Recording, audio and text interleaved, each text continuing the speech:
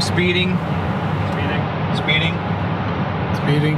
5, 4, 3, 2, 1. The world is changing faster than ever.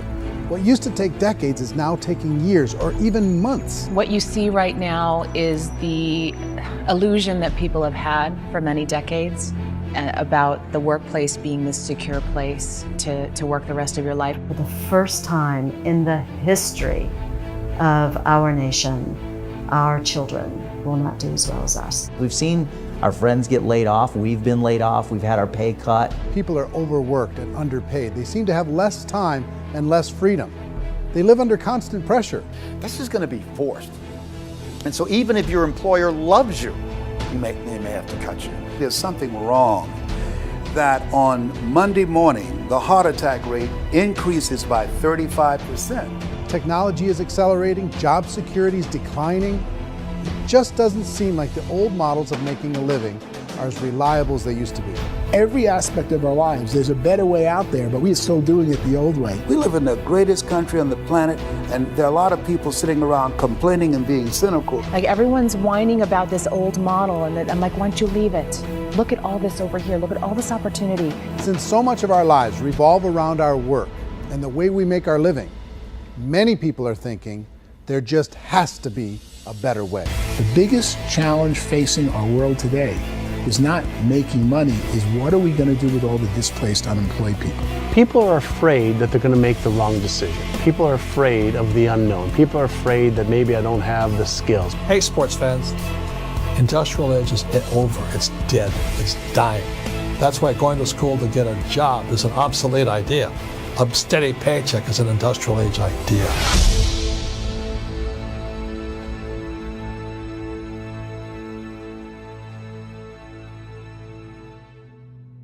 It's the search for answers that has brought us here together today. My name is Erik, and for almost 30 years I've been an entrepreneur, struggling at times, but ultimately succeeding. As a best-selling author, speaker, and business owner, I've spent my entire career helping millions of people around the world to become entrepreneurs. And I believe strongly that there is, in fact, a better way when it comes to how we make a living. The career landscape has changed dramatically, and many are still working in a model that is completely out of date. What worked for previous generations isn't working as well for people today. In this film, we're going to explore 3 important questions. First, what's really going on in our working world today? Second, in this new economy, is it better to become an entrepreneur, or is it safer to work for someone else? And third, if a person decides to become an entrepreneur and start their own business, how can they do it without taking on massive risk? To help in this journey, I've brought together some of the greatest experts and thought leaders in the field of entrepreneurship to share the real facts with you. My intention is to give you new information that will allow you to make choices that are not limited by an old, outdated model. Let's start by understanding what's going on in our working world today.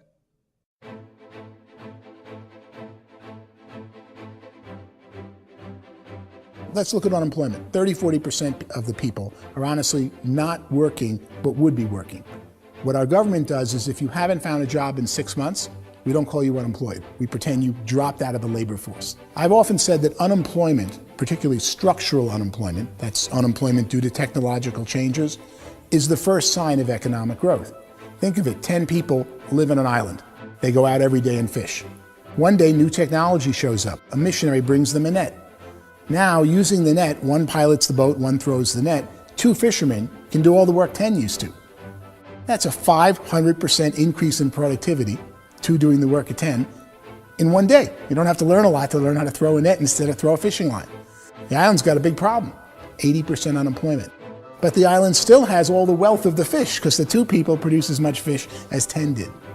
Now, of course, looking back in history, these changes used to take thousands of years. And during that time, we went into farming and transportation. Some of us became doctors and some teachers and lawyers, and we developed all these new professions and new manufacturing jobs.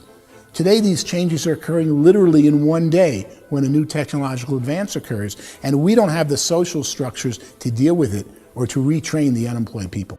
So one of the things that I think is interesting as I travel across the country and really travel around the world is the way that we work and the way we get paid for work is changing pretty dramatically. On a global basis, everything is being turned upside down because of the rapidly advancing technologies.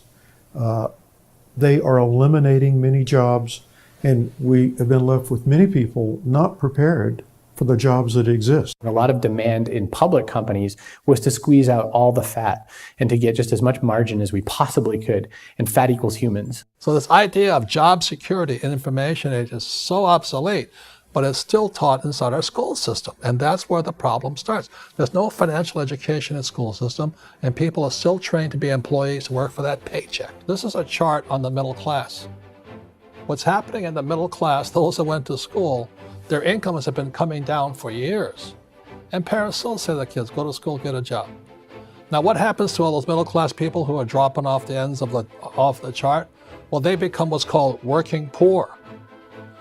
And this is what happens to working poor. But they say poverty is ending.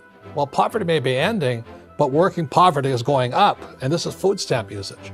So food stamp usage in America is going through the roof right now, because people cannot earn what they call a living wage. Most people have experienced financial pressures that I think are probably greater than they have been in the past. If you're not working for yourself, then it's going to be a pretty hard road for a lot of people. Today, if you're going to control your future, the 40-40 plan is gone, where you can graduate from college and get a job and work for 40 hours a week for 40 years. That day is gone. So some of these charts actually tell you what's going on.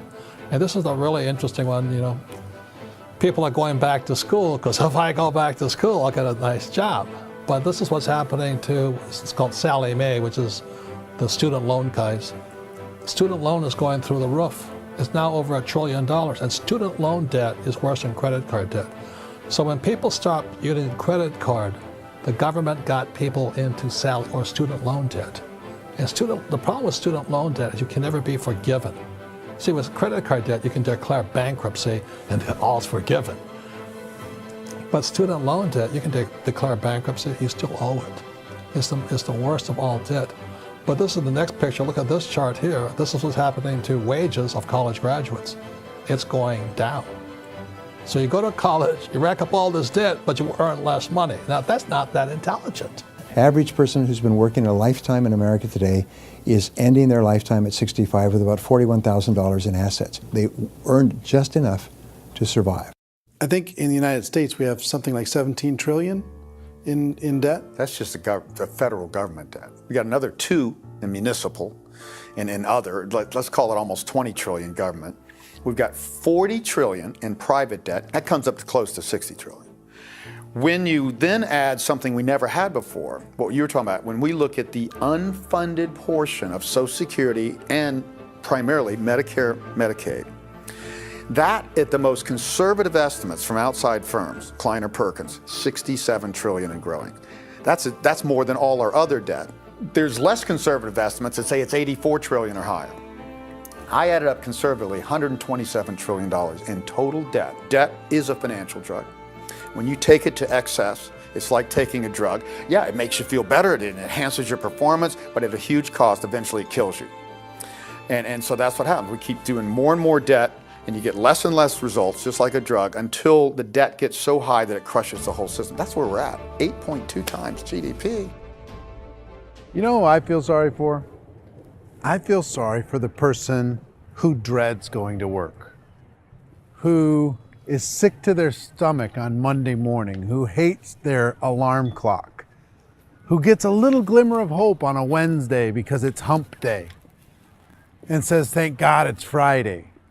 And they live for those 2 days a week where they get to be themselves and they don't have to be around people they don't like, and they don't have to play the political game in the office, and they don't have to live this half life.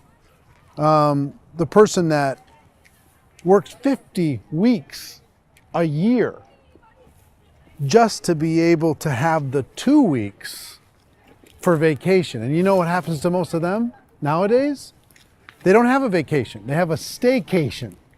They have time off of work, but they don't get to go where they want to go because they're overextended. They've got all this debt. They got all this situation. They hate their alarm clock. They can't sleep until they're done. They have to spend most of their life in traffic.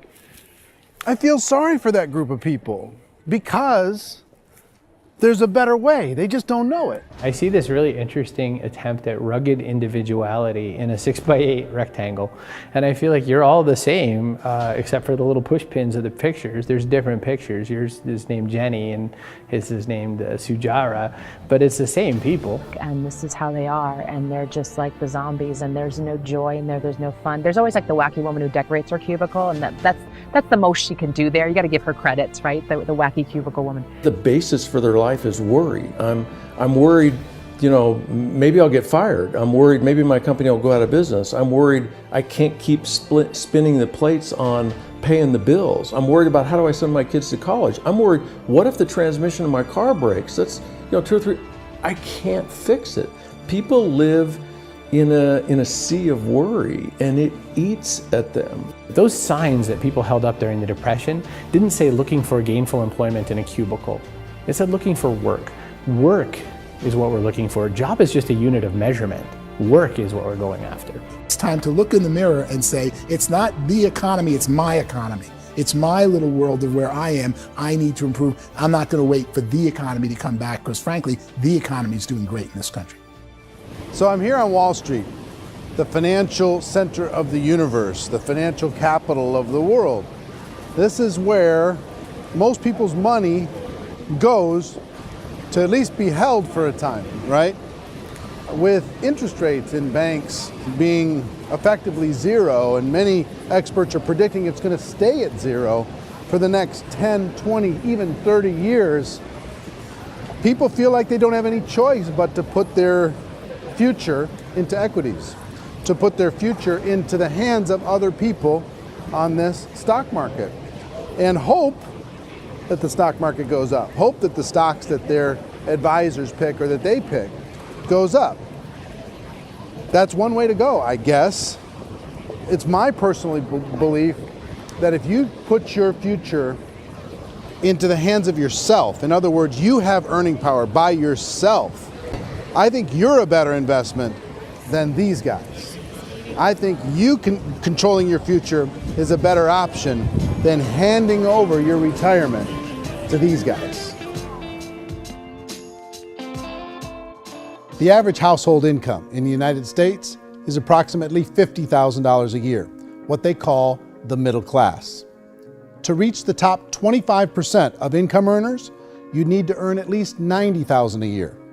To reach the top 10% would be a household income of $140,000, the top 5%, $190,000, and to be in the top 1%, you'd need a combined household income of at least $380,000 a year.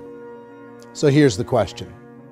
What do you think would give you the best chance to move up and get to the top 10%, the top 5%, the top 1% or beyond?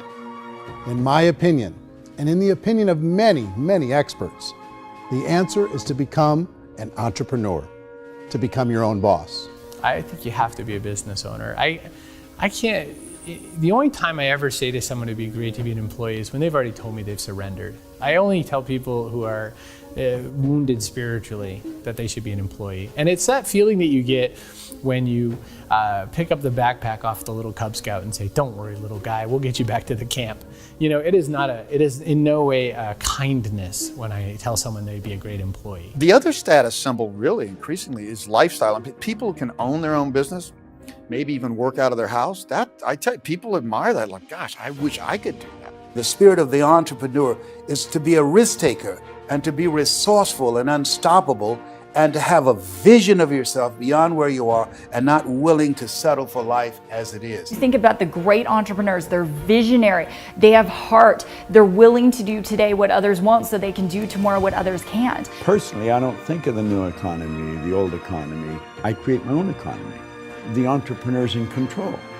I decide what the economy is going to be like. In the world of entrepreneurship, there are no limits. you can make as much as you want, depending on how much you want to work and how smart you are and how great a team you put together. There's no more lifetime rewarding business than being an entrepreneur. Why in America, where anyone could be anything, would people want to give up their freedom and become effectively a modern day slave, told shut up and be here every morning at 7:30, leave at 5:30, and do what I tell you? If people decide to become an entrepreneur and work for themselves, they have some traditional options, but they're riskier than you might think. Any kind of a retail business, retail build-outs is extremely expensive. Even just these small little yogurt stores where they're putting little yogurt machines and you get all the different flavors, you're spending $200,000, $300,000, $400,000 to open a yogurt shop. I would love to buy a Dunkin' Donuts, but it's $500,000 or so to start.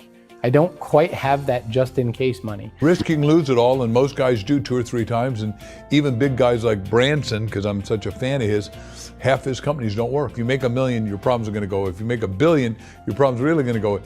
Just the opposite. You and I know when you're making $1 million, you get $1 million responsibilities. You make $1 billion, you got 1,000 times $1 million responsibilities. And most people say, I'd love to be my own boss. 70% of Americans would love to be their own boss, according to recent polls. But they don't know how to get there. Because what are you gonna do? One, you could buy an existing business. If somebody's selling an existing business, you have to ask why. Usually because it's probably hard. It's probably not making as much money as they hope. 2, they could buy a franchise, a little less risk, proven system, but it's expensive to be able to do that. 3, they could start something from scratch. And that's where a lot of people feel like, I don't have the chops to do it. I don't have the money, I don't have the product idea, I don't have the expertise, I don't have whatever it's gonna take to be able to get there, and I can't risk my family to do it. So, 4th, they could become an investor. A lot of people in this town invest to try and figure out a way, but you gotta be pretty smart with that game too, right? Venture capitalists, who are the very best and most sophisticated in investing in new breakthrough businesses, make it on 1 out of 11. That means 10 out of 11 are mediocre or fail. Most of them fail. That's the risk there. An angel investor is lucky to get 1 out of 15 or 20. A business is a team sport. Like, I have to have accountants, I have to have engineers, I have to have system designers, I have to have sales, marketing, I have to have accounting, I have to have mission statements, I have to have legal and all that. The average Joe Schmo, even me, I go out there, I don't have the skills to put a business together. I think the bottom line for the 4 traditional options is they take money, sometimes a lot of it. They take expertise, and they take time.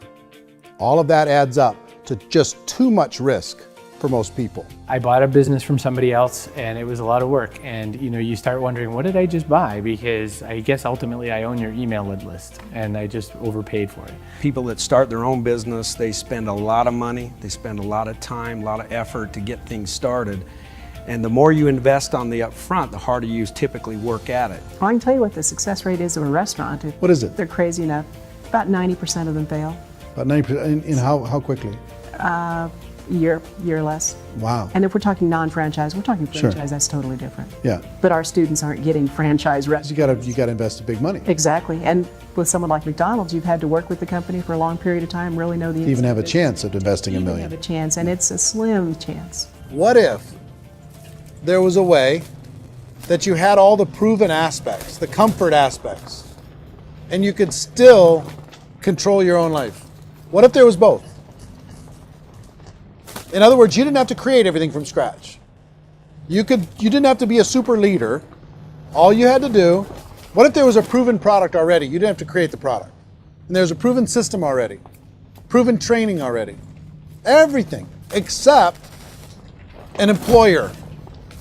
That was the only thing that you didn't have. Do you think more people would be open to working for themselves in that environment?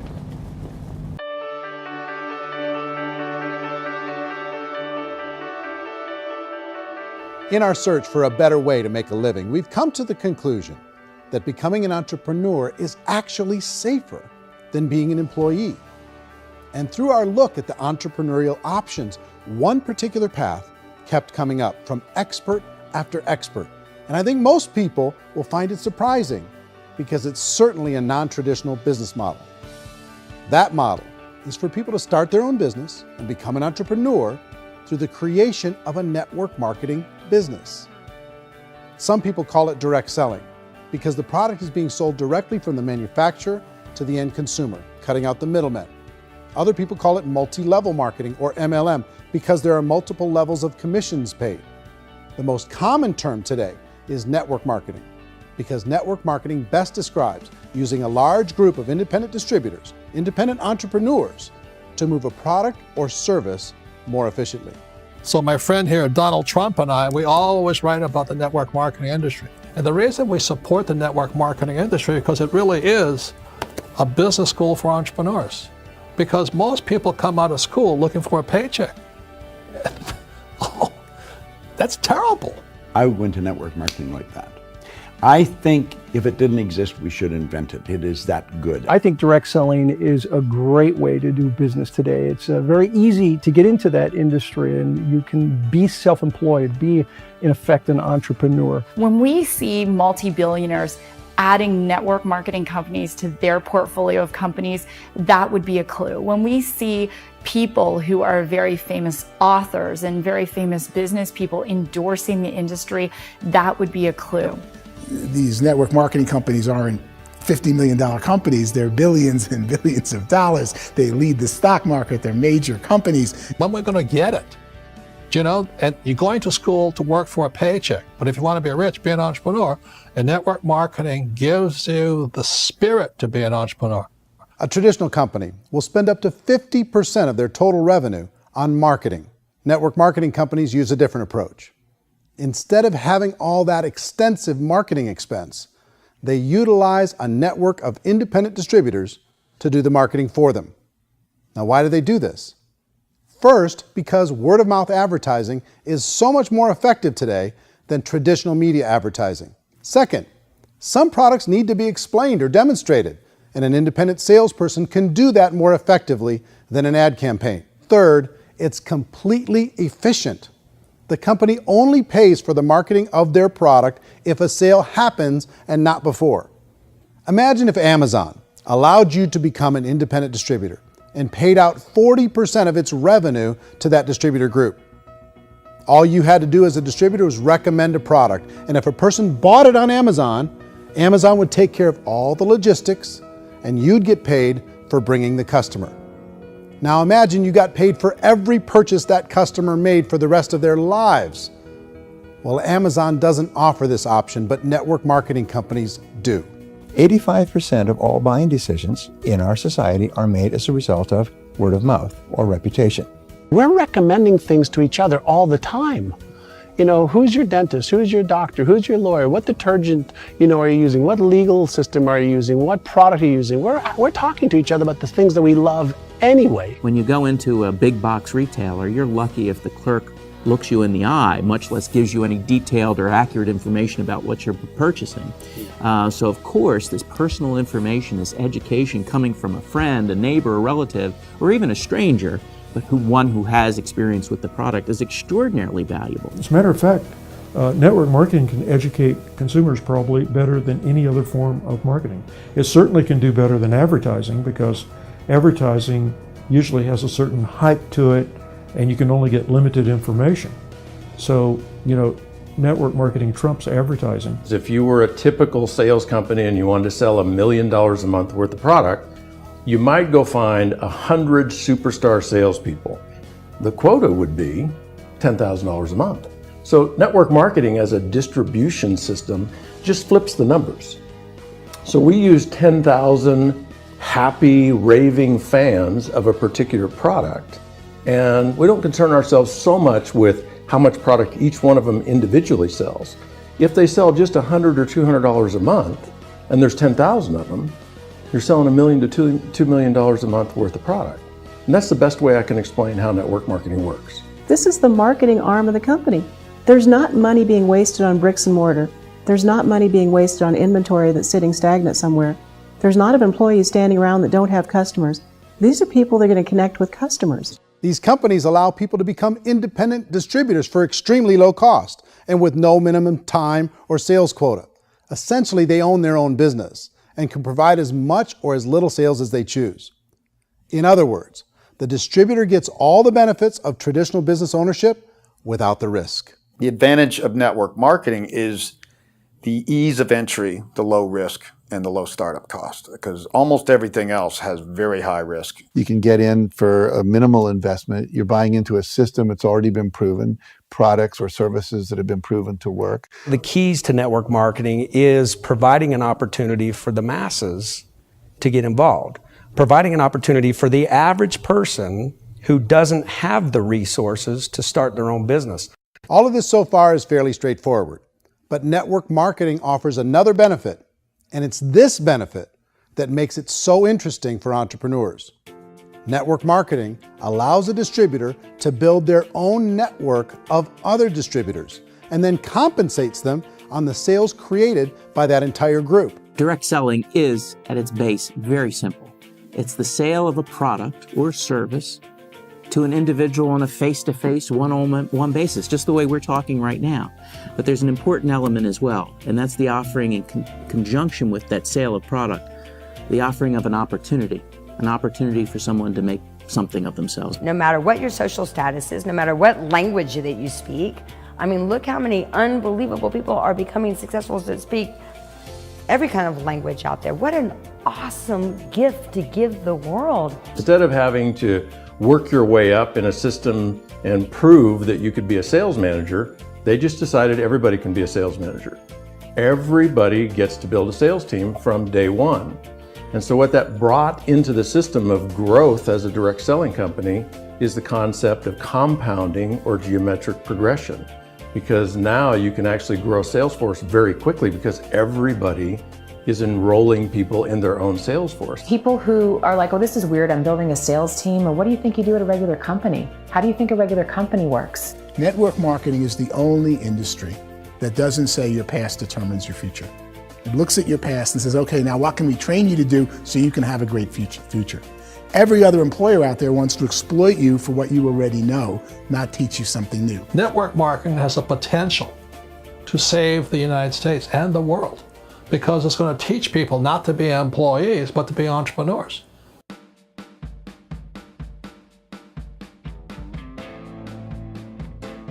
According to the Direct Selling Association, if you add up all the network marketing companies around the world, they combine to do over $178 billion a year in retail sales. To give you an idea of how big that really is, the NFL, the National Football League, does approximately $9 billion a year. The music industry does a little more than $16 billion a year, and the movie industry does about $80 billion a year. Using a conservative average, network marketing companies pay their distributors about 40% of that $178 billion in the form of commissions, which adds up to more than $71 billion a year. That's almost $6 billion a month. It's almost $200 million in commissions every single day. So it's certainly working, and people are making serious money in network marketing. With the growth of the direct selling industry over the last 10, 15, 20 years, we've seen a broader understanding of the channel. We have seen more and more people getting involved in the business, so our penetration in the marketplace has increased, and thus the understanding in the marketplace of who we are has increased. And we've seen non-direct selling companies look at the direct selling model and say, something's going on there. People are making money, companies are being profitable, individuals are being motivated, product is being delivered to market. Maybe we should explore this. Some people think only the people at the top make money. Well, let's take a look at that as well. In the network marketing profession, there are roughly 500 people in the world who earn over $1 million a year. If you round that number up to $2 million a year, that adds up to about $1 billion a year. That takes the $71 billion paid out each year down to $70 billion. So where does the rest of the money go? The vast majority goes to part-time people making anywhere from a few $100s a month to many thousands of dollars a month. It goes to people who choose to make it a full-time career move and earning even more than that. Every day, people are using the money they earn through network marketing to pay off debt, have more fun, and improve the quality of their lives. Everyone I know in network marketing has been doing that since the 50s. They go to work when they want to go to work. They stop working when they want to take time with their children to have a leisurely breakfast and discuss issues and driving to school. They go back to work when they get home, wherever they're working out of. The biggest thing that I've seen is people that have become much happier in their life. MLM has probably made more millionaires of more people in more countries, and I've spoken to them in 67 countries, than any other single form of business, starting from nothing. If they have a choice between working a job for the next 10 years or working a network marketing business for the next 10 years, the result of working the network marketing business will be better. A lot of people within the industry go on and make this a career and do extremely well at it. Network marketing has been nothing but good for everyone I know that's been involved with it because they did it seriously and they played full out and they've been very successful. It's been a constant barrage of success stories and people showing off stuff that they got as a result of it. How many people are involved? Approximately 16 million Americans and 96 million people around the world are currently participating in network marketing. And in a recent poll, 82% of those people report a good, very good, or excellent experience with network marketing. So people are happy.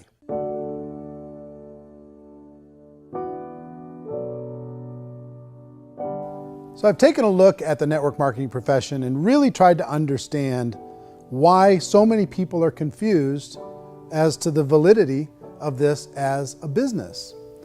One is this pyramid shape. People get really messed up with this pyramid. Oh, it's one of those pyramid things. So I just think there are a lot of haters out there who really don't understand the industry and say, oh, it's a get-rich-quick scheme. It's a pyramid. Well, corporate America is a pyramid scheme. You know what I mean? It goes like this. You have thousands of MBAs, let's say working for Ford or General Motors or Coca-Cola. If all these MBAs, they're all trying to get to here, that's a pyramid. Only one guy's going to make it. Every 10 years, one's going to make it. Whereas you look at network marketing, it's like this. So you're here, and your job is to develop other CEOs coming up behind you. So it's an inverse pyramid. In network marketing, it's a very simple concept. If you sell product, you get paid. It is paid based on production. There is no first mover's advantage. There is no investment component where the more somebody spends, the more they're entitled to make. So the two are polar opposites of each other. It doesn't matter what shape the company is or the compensation plan is shaped, whether it's a circle or a pyramid or a triangle or a trapezoid, it doesn't matter. If compensation is coming primarily from recruitment, then you've got a problem. On the other hand, if an operation is basing their compensation to participants on the basis of sales, even when those sales are generated by people you've recruited, well, then you're a perfectly legitimate enterprise. That's the legal test, it's the practical test. Another issue that's been true in the past that is no longer true now is people used to be in network marketing loaded up with products that they couldn't sell and they ended up a loser. They ended up with a bunch of product in their garage, they ended up with a bunch of products sitting in their kitchen shelves or whatever, and they thought they could sell it and then they weren't willing to or able to sell it and they ended up with a bunch of stuff and they were bitter about it. There was this thing called front loading where you had to buy if you bought $25,000 worth of product, you got better commissions and all this. Today, it's almost all done by computer. It's direct mail comes from a warehouse somewhere else. You don't have to have all this inventory. You don't have to stock up. It's a paperless world now. Most of it's done online. You have a back office. It really works. And I mean, the technology has changed everything. Third issue is people start talking about 99% of people in network marketing don't make any money. Well, we've talked about that over the course of this journey together. Almost $200 million a day is being paid out to network marketing distributors around the world. The naysayers, the people who say that it doesn't work, are usually the ones who just don't know how to make it work for themselves. And so they're giving you an opinion, and I tell people, don't confuse people's opinions with expertise, because opinions are free. And don't confuse sincerity with the truth, because people can be sincerely wrong. But here's the reality inside of network marketing. The vast majority of people that get involved in network marketing just become customers and they get involved to be able to purchase product at a lower price. If you take Costco as an example, if a person goes into Costco and gets a membership to Costco so they can get a lower price on the product, we don't call that person a loser because they have a bunch of product that they walked out with with a smile on their face. Yet when some people want to take a look at network marketing, they say, well, those people, they're just using the product and they aren't earning an income, so they must be a loser. They're not a loser, they're a happy customer. That's the vast majority of people that are involved in network marketing. Now, a smaller percentage of those people decide to go build a business. They earn $300 a month, $500 a month, $1,000, $2,000. That's the bulk of earnings in network marketing. And then there's the few that really decide to take it serious, really decide to build a large network, really work to make that network very, very productive. And those people make huge amounts of money and there's no cap. What I do as an outside economist, just somebody looking at this industry like any other industry I speak and say, look, what's the realities of this? 1% do incredibly well. 10% generate some additional income at pretty low risk and effort. That's not, and 90% of people roughly end up customers. One thing that I think is real when it comes to people's perceptions about network marketing is people put this, and distributors, I think, involved in network marketing have some responsibility for this. They have sometimes unrealistic claims about the product or about the income. Most people who become distributors, they want the money, they want to be successful, but they don't have the skills. They don't know what to do. And when people don't know what to do and they're in a new business, they're scared. And when they're scared, they panic and desperation kind of sets in. So they think everyone they talk to has to get in. So if I talk to you and you say, well, no, I don't have time to do that, they're like, no, I need you. You have to do this or I won't be successful. So I start clawing on you. I start that desperation. So then I start making claims about the product, which are not appropriate, probably not even true. Or I start saying, oh, let me show you how you can make all this money and you don't have to do anything, Erik. And so you just totally misrepresent the opportunity, and you're clingy with people because you think you need everybody to be successful, and you don't. You know, one of the messages that I try to deliver most forcefully to companies as well as salespeople in direct selling is that you don't have to overpromise. The reality is in network marketing, there's a lot of hard work involved. There's a lot of effort. You're going to have to develop yourself. It's a business like anything else. It's going to take some time, but in my opinion, it's better.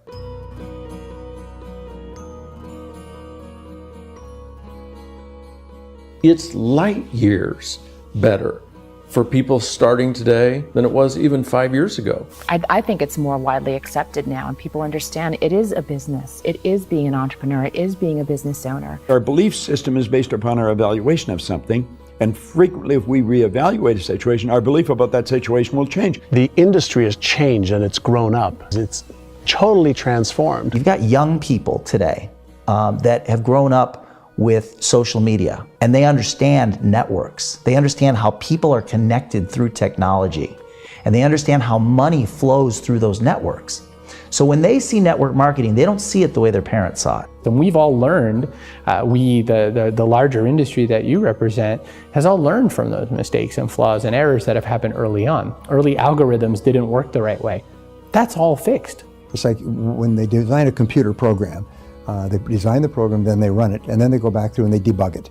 The MLM industry has been debugged. This is the day of being virtual, being able to run a business from your mobile phone. I mean, it's incredible. Companies are getting smarter. They're implementing more consumer protections. They're implementing more compliance training. They're doing more with respect to product research. If you do get involved and you make purchases of inventory, even on a voluntary basis, if you decide that this business is not for you, you can leave and have that inventory repurchased by the company. There's no other business that offers that kind of protection on a voluntary, self-regulatory basis.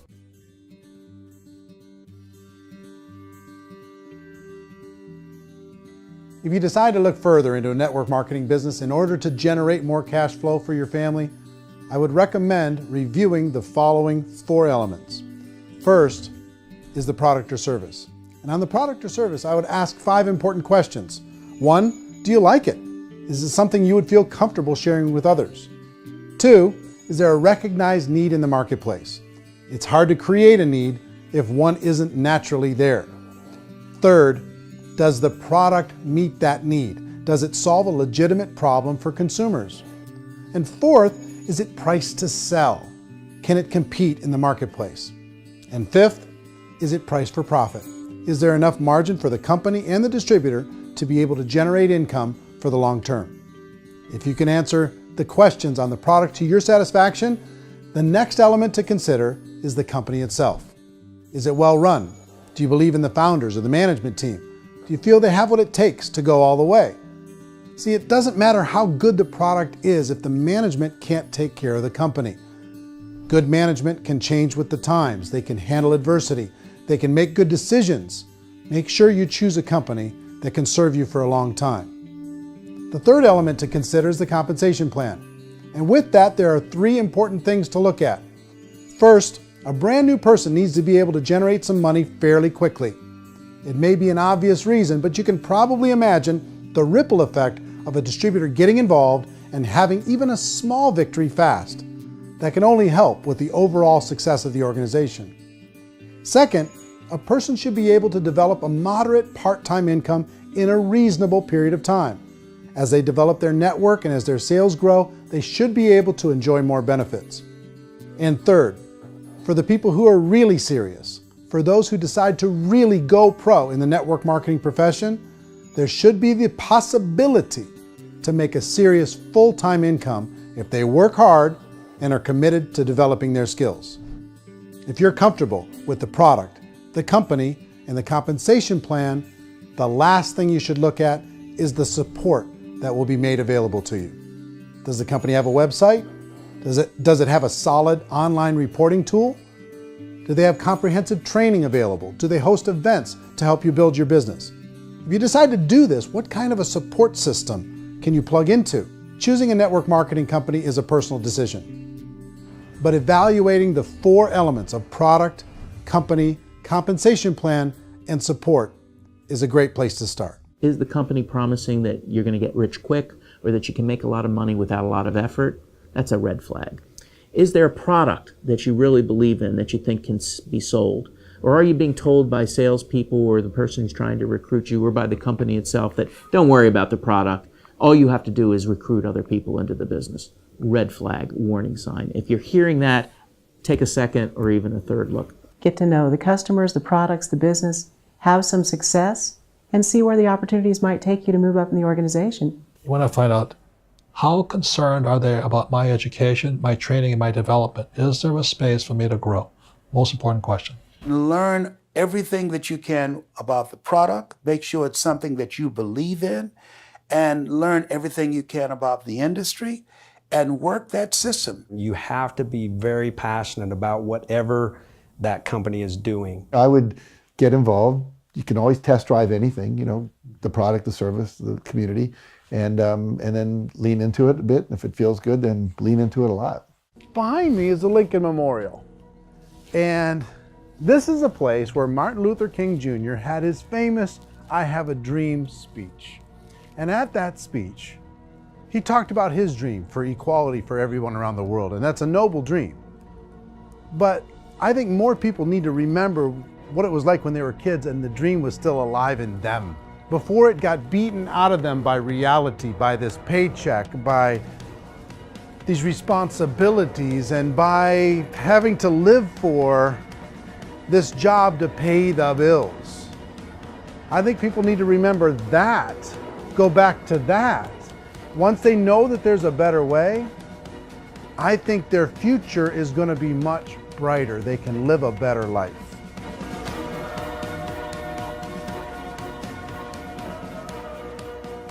So if you're considering getting involved in a network marketing company, let me offer you just a few pieces of advice. First, network marketing isn't perfect. It's emotional, it's challenging. Like any entrepreneurial venture, it can have its up days and its down days. But if you have an entrepreneurial bone in your body, it's just better. Second, if you're gonna do it, decide to be professional. Decide to go pro. It's better to do that than just be this amateur sticking your toe in the water.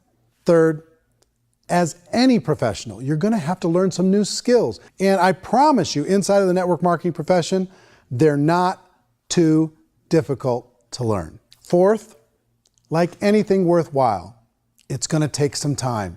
Don't expect that you're going to get to the finish line right out of the gate. And fifth, it's worth it. It's worth it to be able to take charge of your life again. It's worth it to be able to control your own financial situation. It's worth it for the people you're going to be able to spend time with. It's worth it for the things you're going to be able to see and the experiences you're going to be able to experience. It's worth it for the causes you're going to be able to contribute to, the lives you're going to be able to touch, the customers you're going to be able to help, the friendships you're going to be able to develop. I promise you, it's worth it. Remember, most people are searching for answers just like you are. But I do have to tell you the catch to network marketing. If there is a catch, if you want to understand this from an emotional point of view, people say, well, it sounds too good to be true. It's not, it's hard work. But here's the catch. Most people still don't understand it. So you're going to have to endure the loss of social esteem from ignorant people. The uneducated will think less of you. Now, if you can handle that, you're on your way. If that's going to destroy you, you know what? Entrepreneurship in general probably isn't in your future. If you can face that catch, you can become unstoppable. I want everyone to really contemplate this if they're not in network marketing.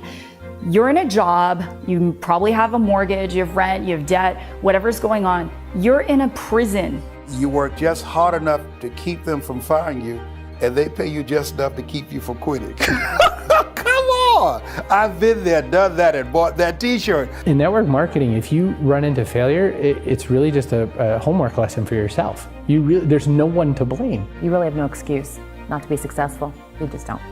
People don't want to hear that, but there's so much available to you. If you want to be a good network marketer, be a student to the people above you, be a fellow traveler to the people on the same level, and be a teacher to those below, and know when it's appropriate to do which. People who are not afraid of asking people to buy things, or not afraid of persuading people with a chance they may say no, these people own the future. Nothing happens until something moves. So you got to go move, you got to go do something, or nothing's going to change in your life. In the beginning, you're going to do a lot of things that you don't get paid for.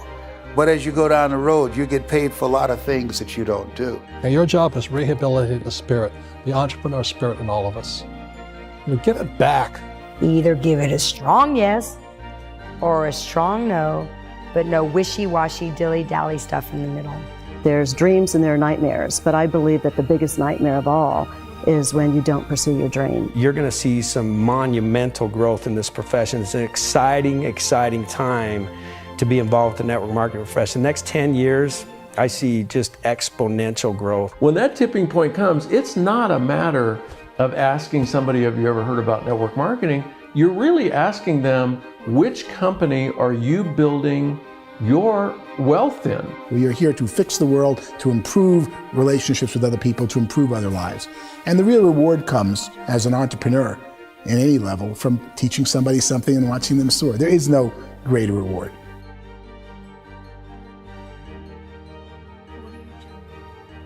Life's too short to spend it living someone else's dream instead of your own. It's too short to spend it living at a fraction of your potential. Can being an entrepreneur be a challenge at times? Sure. But here's what you get in exchange. It can be yours. Something that you built, something that you created, something that you made happen. This balloon represents your dream. It represents entrepreneurship. My wish for all of you is that you would reach out and grab it. The choice is up to you.